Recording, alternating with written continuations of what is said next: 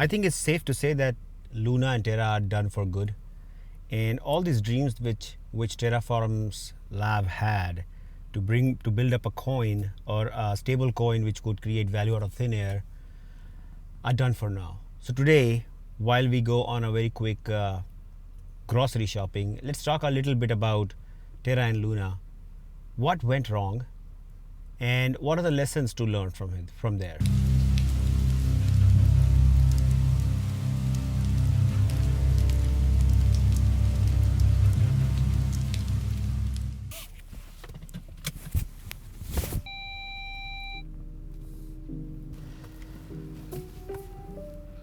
Okay, so this week was a bloodbath in all kinds of markets, whether it is crypto markets, whether it is equity markets. All the markets have seen unbelievable losses. In fact, I would not say unbelievable losses. I would simply say that, what happened, all the gains, all the money which flew through the system throughout last 2 years during the pandemics was all corrected out. Of course, we are not going to talk about the entire market. We are going to focus on what happened with Terra and Luna. Before going into the hypothesis of what would have happened, let me explain very quickly as to what Terra and Luna were and why it is really a significant thing which has happened in the history of cryptocurrencies. So essentially, if you see, cryptocurrencies are inherently very unstable, which means that they are very volatile. They keep changing their value, and that's why they are very inefficient when it comes to store of value. Because if you want to go and purchase something using a cryptocurrency, because of the volatility, it would most probably be not accepted. Now, to solve this problem, there came a concept of stablecoin, which meant that these tokens would preserve their value because ultimately, they're stable, so they're not subjected to volatility. So what does that mean? It means that if say, for example, Bitcoin loses its value or Ethereum loses its value, which is very much probable and possible, stable coins will still maintain those values. And how do they maintain the value is because they are backed by actual liquidity behind the scene. So because they are asset backed, if a stable coin is pegged to $1, its value will remain $1, come what may. But that's the concept. And that gave birth to several cryptocurrencies such as USDC, Tether, and some others. Now, these cryptocurrencies at least claim that they are backed by US dollar equivalents behind the scene in the same ratio as they are trading, or the same volumes as they are trading out there in the market. Anyhow, the most important thing which comes out of this is that stable coins would remain stable. They will maintain their value come what may. So that's what is stable coins. But then over time, people thought that there could be another type of stable coin which could still maintain its value by leveraging the concept of smart contracts or a protocol, but they don't need to be backed by any asset behind the scene. And these kind of cryptocurrencies were called as algorithmic stablecoins. Now, very quickly, what is an algorithmic stablecoin? Simply put, and I'm not going to go in very much detail because there is ton and ton of discussion out there, and people have explained what a algorithmic stablecoin is. But algorithmic stablecoin is nothing but a very simple implementation of the same concept of stablecoins, but now, instead of having assets behind the scene, what these stable coins do, they maintain their peg by market arbitrage, which means that the algorithm will mint and burn these currencies based on the demand or no demand for this. Anyhow, so that's what was Terra UST. They had a stable coin, which was the UST, and another coin which was called as the blockchain token, which was used to mint or burn USD as and when its value or its supply went down or went up to maintain the peg. So anyhow, that's what Terra USD. Remember one thing, algorithmic stable coins have not had any success in the recent past. One of the recent example of catastrophic failure where several people lost tons of money is Iron and Titan tokens, right? But the problem is that the resilience in human beings to learn and create something new stays, right? So anyhow, one dies and two more take their place. So now let's discuss what really happened. And there are hundreds of hypotheses around what would have happened or what would have went wrong. There is not one explanation out there yet. I think people are still investigating what could have gone wrong. but I have a hypothesis of my own and I wanted to share with you. You see, markets in general have been really volatile, and that has created a huge amount of liquidity pressure, and people are trying to take money out of the markets and put them into much more stable, tangible asset classes other than just equity and say cryptocurrencies. On the other hand, Federal Reserve have decided to correct the interest rates out there, increasing the interest rates, higher inflation, and that in general has created a very gloomy situation out there in the market. Now, triggered by all these kinds of market forces, people started to withdraw. Oh well, by the way, before we go into this, I forgot to mention about Anchor Protocol. Now, Anchor Protocol is one of the ways through which USD, one of the ways through which USD tries to maintain its demand, which means that if you go and you buy USD and you put all the USD you have bought in Anchor Protocol, it gives you a guaranteed 20% yield. Huge yield, right? I don't know from where the money came, but that's what they basically guaranteed. Remember here that Bernie Madoff promised 10% guaranteed yield a year. But we're not going into this whole thing around Ponzi scheme, scam or whatnot. So just keep that in mind. So people felt that it's a fantastic idea. You have a stable coin, which is, come what may, going to maintain its value, not going to be volatile, and you put it into this Anchor Protocol and get 20% yield. What else do you want? It's fantastic.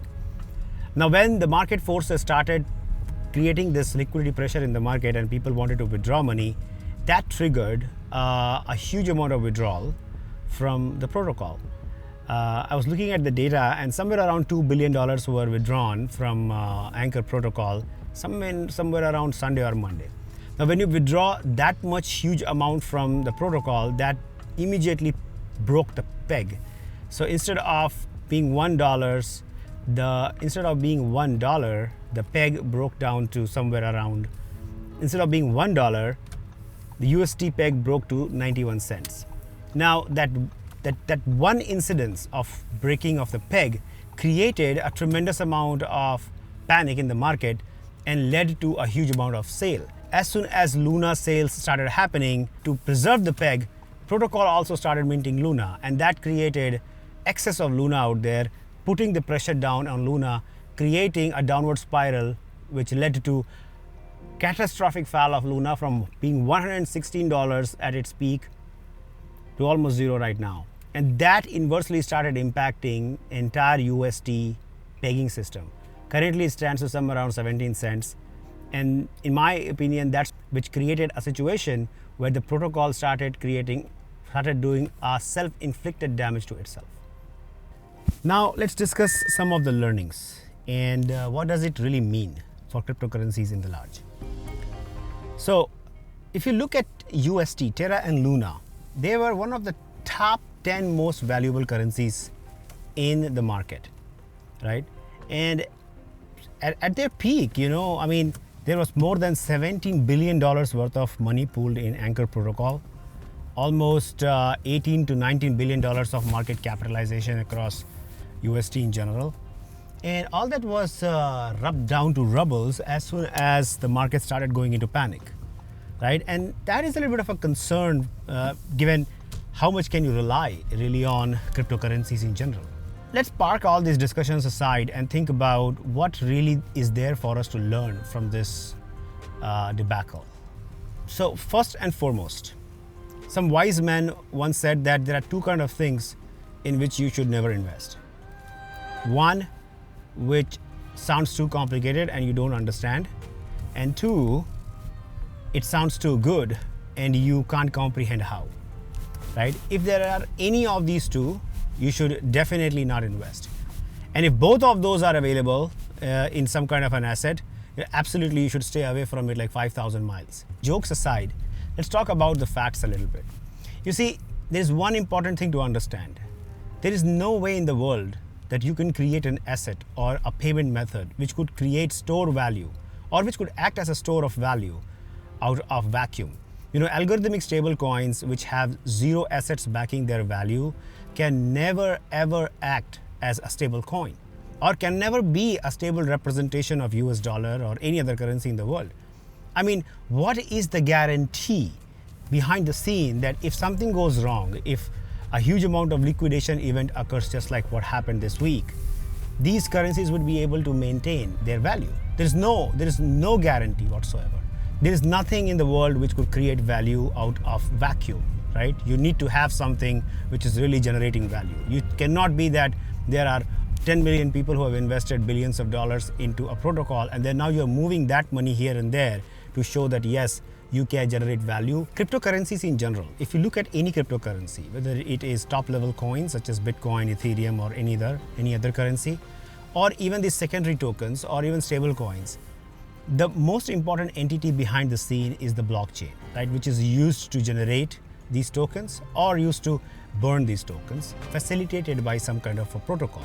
If this blockchain is controlled by one single entity out there in the world, I think it's the biggest red flag. If it is not highly decentralized, my push would be stay away from this.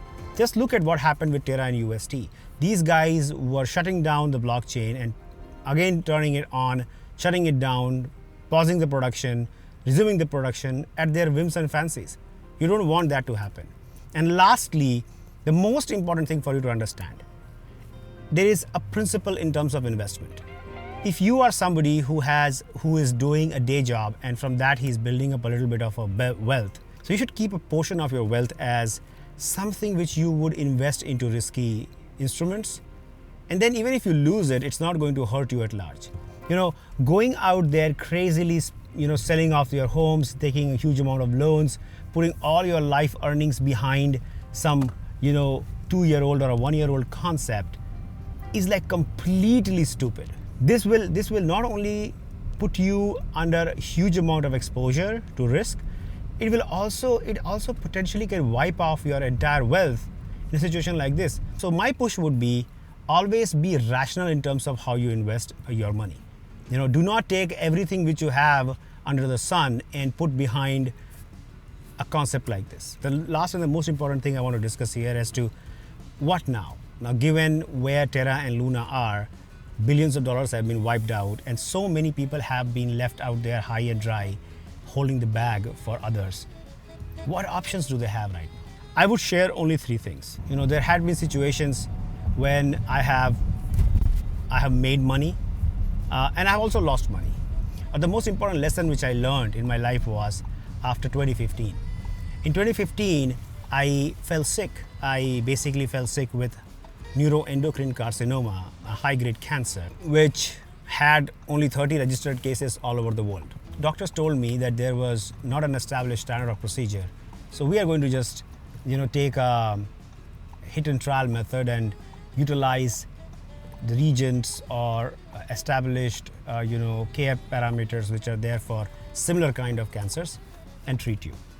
And of course, nobody was able to give me any prognosis what will happen or not. So much so that I was told that I may not even look the same as I was before, and it might require them to go and do craniofacial surgery and so many other things, a lot of terrifying things. Now, what I realized after that was the most important thing which you have, or I have, or all of us have, is our health. Now, money is something which will come and go. You will be able to make money, you will be able to recover your losses, but this life which you have got is just one and only one, and there's a lot of people who depend on you. So don't take this as the end of your life. Stay calm, rethink your strategies, and then go to the next phase of iteration from there. You make mistakes and there are always chances to correct them. The second thing I would say is that if you are in the later part of your life where you have retired and you had put all your money and all your income into this and you have lost it, I understand it's a little bit of a difficult situation, but again, this is not end of the road, right? Stay put into the positions you have. There is a huge chance that some actions may be taken around this, and the founders of Terraform Labs might have to compensate to all the people. So keep a positive attitude.